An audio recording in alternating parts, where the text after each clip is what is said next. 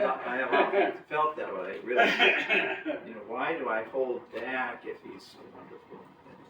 Anyway. So, okay, I'm going to get to my notes in a minute here, a little bit of the background here, though.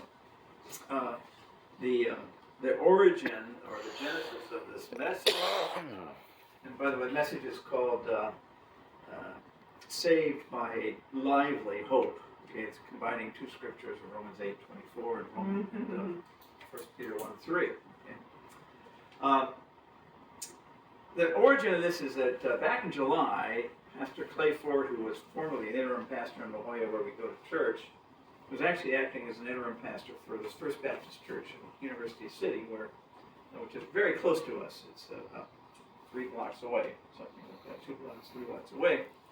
And he was the interim pastor there. I heard that, and then one day in July he called me and said, "Elliot, I've got COVID. Can you take the pulpit this Sunday?" I said, "Okay."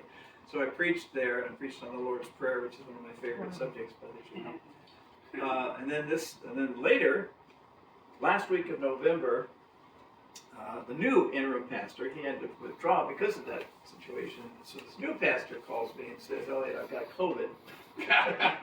Would you take the pulpit this Sunday? I knew you preached last July. Would you take the pulpit?" So I said, "That's fine." He said, "You can preach anything you want." And I said, "Well, it's I said it's the first Sunday in Advent, this coming Sunday. Now, usually if we do the Advent candles. Everybody familiar with the Advent candles? You know, it's usually the candle of hope. I guess I'll just preach on hope.